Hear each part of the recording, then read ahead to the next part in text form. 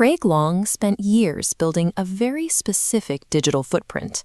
At 41 years old, he ran a fitness center in Tampa, Florida, and cultivated a dedicated following online as a conservative influencer, leaning heavily into traditional family values.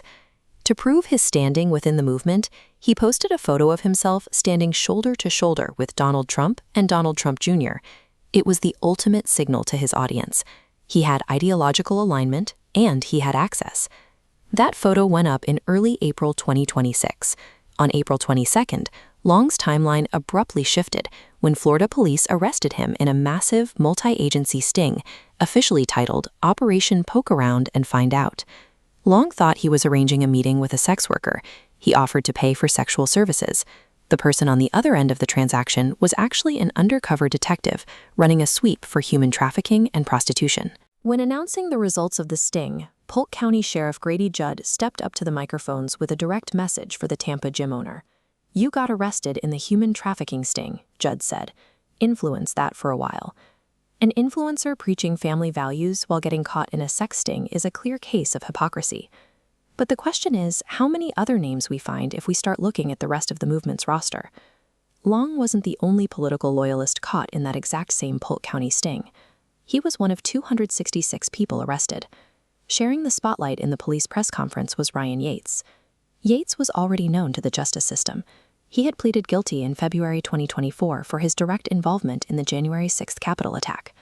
Two vocal loyalists swept up in one local police operation. But if we pull back from Florida, we find a growing catalog of high-profile ideological leaders committing serious crimes. This network map shows how deep the pattern goes. Here we have Robert Morris, the founding pastor of a Texas megachurch with roughly 100,000 members. He frequently held fundraisers for Donald Trump.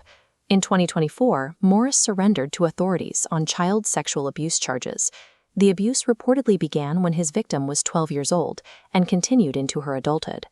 Expanding the map, we find Richie Wynn, who built a large social media following under the name Raw Richie, indicted on federal charges for producing child sexual abuse material and facilitating an illegal sex work operation.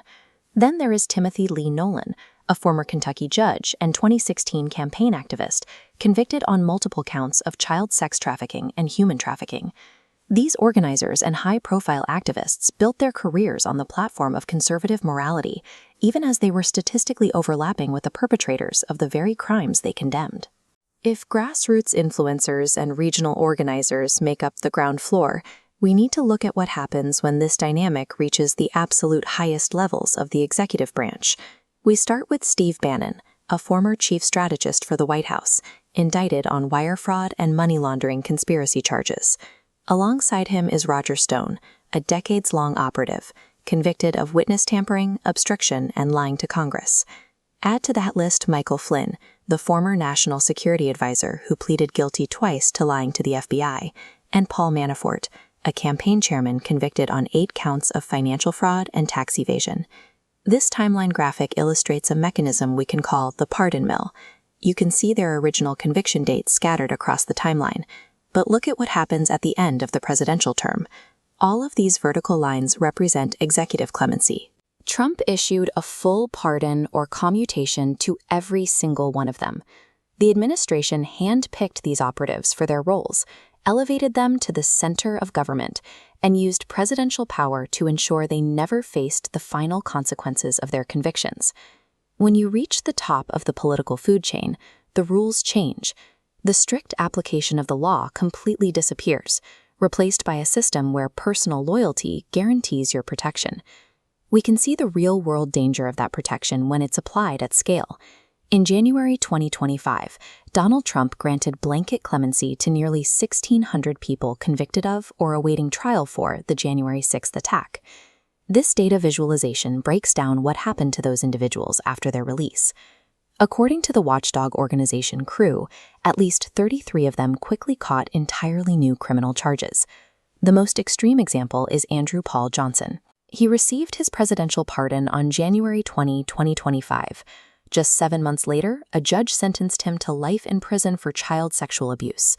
Another pardoned individual was charged with a felony for threatening to murder a member of Congress. In early 2026, former special counsel Jack Smith testified to Congress. He stated it was entirely reasonable to expect pardoned insurrectionists to continue committing crimes. Using mass pardons as a political reward does real damage.